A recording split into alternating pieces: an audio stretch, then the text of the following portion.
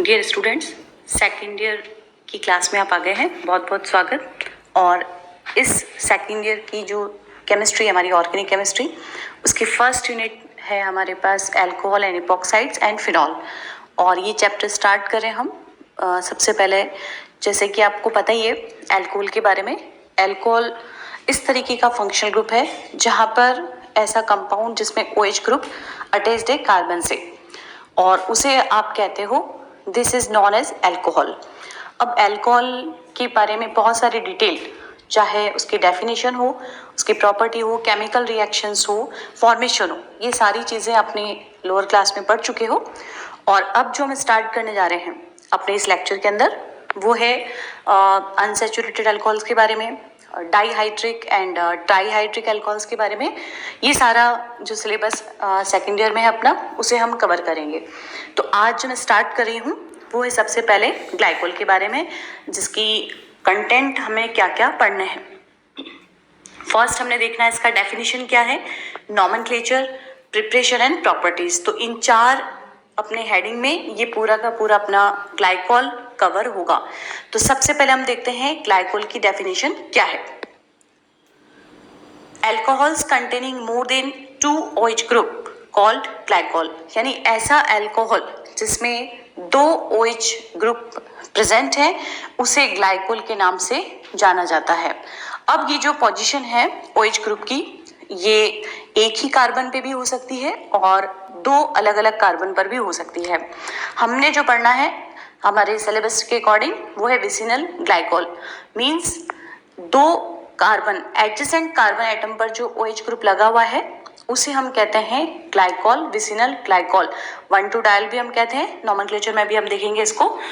और IUPAC के according 1,2 dial जैसे मैं बोल रही हूँ, और सिंपल जो कॉमन नेम है वो इसका ग्लाइकोल। अब बात करते हैं इसके प्रिपरेशन की, मीन्स हम इसको कैसे बनाएंगे, मेथड क्या क्या है। तो सबसे पहले यहाँ पर आपको एक रिएक्शन दिखेगी फ्रॉम एल्कीन, हाइड्रोक्सिलेशन के थ्रू हम इसको बना रहे हैं। एक जनरल मैकेनिज्म है या प्रिपरेशन है यहाँ पर, C डबल बॉन्ड C। कोई भी एल्कीन हमने ली है, यहाँ पर हाइड्रोजन से हम इसकी वैलेंसी को सेटिस्फाई नहीं कर रहे हैं। इन प्रेजेंस ऑफ कैमेनाफोर और ऑस्मियम टेट्रा ऑक्साइड, इन दोनों में से कोई भी हम रिएजेंट यूज कर सकते हैं। सबसे पहले हम अगर हम कहें कैमेनाफोर है, देन उसका हमने इन प्रेजेंस ऑफ वाटर हाइड्रोलिसिस करेंगे।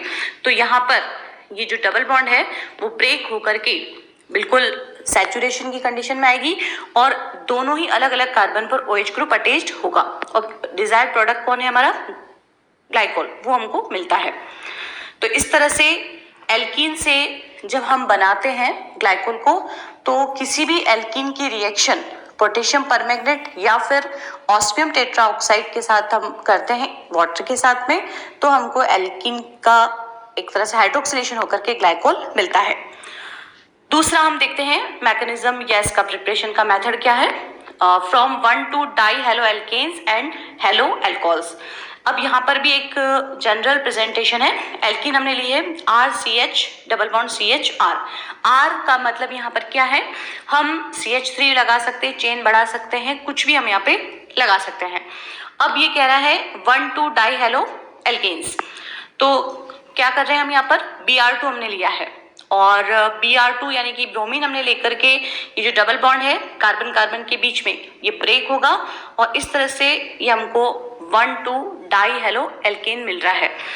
नेक्स्ट फर्दर रिएक्शन इसकी होती है सोडियम कार्बोनेट के साथ, एक्वस फॉर्म में लिया है और ये सोडियम ब्रोमाइड यहाँ से हटेगा और हमको डिजायर्ड ग्लाइकोल मिलता है। इसी तरह से इसी एल्कीन के साथ यहाँ पे हम Br2 की जगह HOCl भी ले सकते हैं। तो पहले यहाँ पर क्या होगा, एक कार्बन पर OH ग्रुप लगता है जबकि दूसरे पर क्लोरो ग्रुप लगेगा।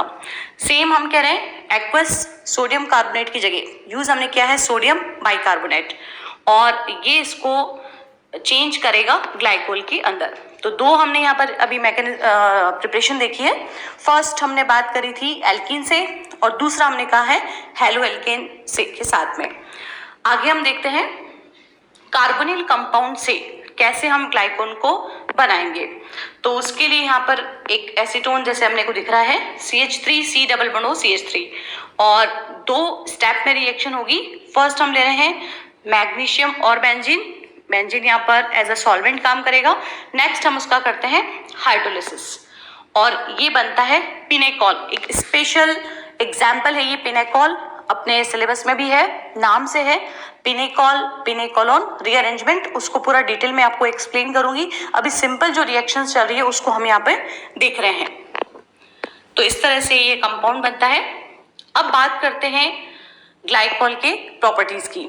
तो सबसे पहले हम बात कर रहे हैं इसके एसिडिक बिहेवियर की।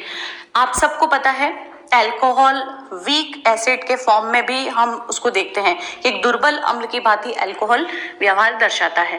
तो इसी तरह से यहाँ पर 2 OH ग्रुप प्रेजेंट है एडजेसेंट कार्बन एटम पर, तो इसकी भी अम्लीय प्रवृत्ति होगी। अब किस तरह से हम इसको शो करते हैं, तो हम रिएक्शन करवाएंगे यहाँ पर सोडियम धातु के साथ। तो सोडियम धातु के साथ जब अभिक्रिया होती है तो किस तरह से वो रिप्लेस करता है, हाइड्रोजन यहाँ से निकलती है, उसे हम इस रिएक्शन में देखेंगे। ये देखिए, ये हमने लिया है 1,2 डायोल और रिएक्शन करा रहे हैं हम इसमें सोडियम मेटल के साथ में। जैसे हम ये रिएक्शन करवाते हैं तो केवल सबसे पहले एक OH ग्रुप से यहाँ पे हाइड्रोजन हटेगा, लिबरेट होगा और ये बनता है ऑक्साइड फॉर्म में। नेक्स्ट इसी तरह से जब हम टेम्परेचर बढ़ा देते हैं और इस टेम्परेचर इंक्रीज करने के कारण दोनों ही, सबसे पहले तो एक हाइड्रोजन यहाँ से हटा, सेकंड जब हम इसको टेम्परेचर देते हैं, मेटल ही यहाँ पर रिएक्ट कर रहा है, दूसरा हाइड्रोजन भी यहाँ से शिफ्ट होगा और इस तरह से हम देख रहे हैं कि ये अम्लीय व्यवहार प्रदर्शित करता है। इसकी अभिक्रिया को इस तरह से देखते हैं। तो एग्जाम में कभी आपसे पूछा जाए क्या ग्लाइकोल अम्लीय व्यवहार दर्शाता है, तो आपने क्या लिखना है, definitely it show an acidic character. और फिर आपसे इसकी जो एविडेंस मांगे कि क्या है एसिडिक नेचर, तो आपको इसमें रिएक्शन देनी है। अब नेक्स्ट हम बात करते हैं reaction with hydrogen halides. Hydrogen halide की रिएक्शन हम कैसे कर रहे हैं, temperature between 150 to 160 degree centigrade और सेम चीज है, 2 OH ग्रुप है हमारे पास अलग अलग कार्बन एटम पर। तो सबसे पहले एक OH ग्रुप यहाँ पर रिप्लेस होगा, सब्स्टिट्यूट होगा। सेकंड स्टेप में जब टेम्परेचर इंक्रीज करते हैं तो दूसरा OH ग्रुप यहाँ पे हटेगा हैलोजन से और इस तरह से 1,2 डाइक्लोरो एथेनॉल अपने को हट करके मिलता है। अब नेक्स्ट जो रिएक्शन है उसका हेडिंग यहाँ पर है oxidation involving carbon carbon bond fission. जो हमारे पास कंपाउंड है इसकी स्ट्रक्चर आप देखो यहाँ पर CH CH और OH ग्रुप लगे हुए हैं। तो कार्बन कार्बन के बीच जो बॉन्ड है उसको हम यहाँ पे एक तरह से क्या कर रहे हैं, विदलन कर रहे हैं, ब्रेक कर रहे हैं। कैसे होगा, in presence of lead tetra acid. Oxidation हम यहाँ पे करा रहे हैं 1,2 डायोल का और ये बनता है यहाँ पर इस तरह से कार्बोनिल कंपाउंड, एल्डिहाइड बन सकता है यहाँ पर हमारे पास और एसिटिक एसिड भी यहाँ पे बनेगा। तो ये ऑक्सीडेशन की अभिक्रिया है जो प्रेजेंस हमने देखी है इसमें लेड टेट्रा एसिड के साथ में। इसको पूरा ओपन करके यहाँ पे समझा रखा है, देखो आप 1,2 डायोल हमने लिया है, दोनों ही ऑक्सीजन पर नॉन पेयर इलेक्ट्रॉन की प्रेजेंस शो हो रही है। अब इसको ओपन करके आप देखो यहाँ पर लेड टेट्रा एसिड को इस तरह से समझाया मैंने। सबसे पहले तो यहाँ पे एक CH3COH मॉलिक्यूल निकलता है यहाँ पर इस तरह से और बॉन्ड किसके बीच में बनेगा, जो हमारा ग्लाइकोल है उन दोनों का जो ऑक्सीजन एटम है वो और लेड टेट्रा एसिड का लेड, ये इस तरीके से स्ट्रक्चर जब बनती है। अब इसमें हम कह रहे हैं ये ब्रेक होगा। कैसे ब्रेक हो रहा है, देखो आप कार्बन कार्बन के बीच जो बॉन्ड है वो ब्रेक होकर के ऑक्सीजन के साथ जा रहा है, तो R'CH डबल बॉन्ड O बन गया। उसके बाद ऑक्सीजन और लेड के साथ बॉन्ड ब्रेक होकर के दूसरा वाला भी अपने को अणु यहाँ पे मिलता है। तो इस तरह से टेट्रा एसिटेट लेड के साथ ऑक्सीडेशन की अभिक्रिया कंप्लीट होती है ग्लाइकोल की। सेम चीज हम एक और चेंज भी कर सकते हैं पर आयोडिक एसिड, उसके साथ में भी जब ऑक्सीडेशन होता है, अभिक्रिया होती है ग्लाइकोल की, तो सेम कंडीशन है, कार्बोनिल कंपाउंड ही अपने को मिलता है।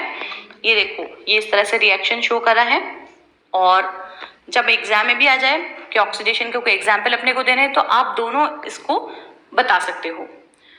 दूसरा है भी कि carbon carbon bond remains intact, यानी इस तरीके का ऑक्सीडेशन हो जिसमें कार्बन कार्बन बॉन्ड कहीं भी प्रभावित नहीं हो रहा है, ब्रेक नहीं हो रहा है। तो एक सीक्वेंस है यहाँ पर, ये देख रहे हैं आप, 1,2 डायल अपन ने लिया है और सबसे पहले जब ऑक्सीडेशन किया, आप सबको पता है एक सीरीज चलती है, अल्कोहल का जब ऑक्सीडेशन होता है तो एल्डिहाइड बनता है, एल्डिहाइड का हम ऑक्सीडेशन करते हैं तो COH यानी कार्बोक्सिलिक ग्रुप बनता है। तो वही चीज यहाँ पर है, सबसे पहले ग्लाइकोल का जो एक OH ग्रुप है ऑक्सीडाइज्ड होकर के ग्लाइकोलिक एल्डिहाइड में कन्वर्ट हुआ। सेम दो यहाँ पे रूट निकलेंगे, हम फर्स्ट वाले को देख लेते हैं। ग्लाइकोलिक एल्डिहाइड का फर्दर ऑक्सीडेशन होकर के जो CHO ग्रुप है हमारे पास एल्डिहाइड का, उसी का ऑक्सीडेशन हो रहा है और ये बन रहा है ग्लाइकोलिक एसिड। एक तो सीक्वेंस ये यहाँ पर आई। अब इस ग्लाइकोलिक एसिड का जब ऑक्सीडेशन हम करते हैं तो ये बनता है ग्लाइऑक्जेलिक एसिड। जो दूसरा वाला OH ग्रुप था CH2OH, उसका यहाँ पर ऑक्सीकरण हुआ।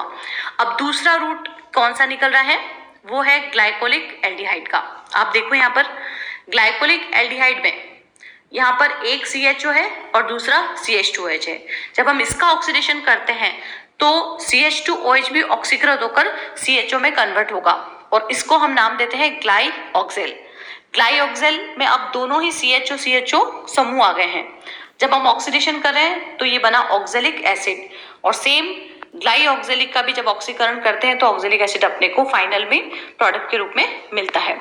तो इस तरह से ये ऐसा ऑक्सीडेशन है जहां कार्बन कार्बन बॉन्ड इंटैक्ट है। इंटैक्ट मीन्स अप्रभावित है, किसी भी तरह से उस बॉन्ड का विदलन नहीं हुआ है।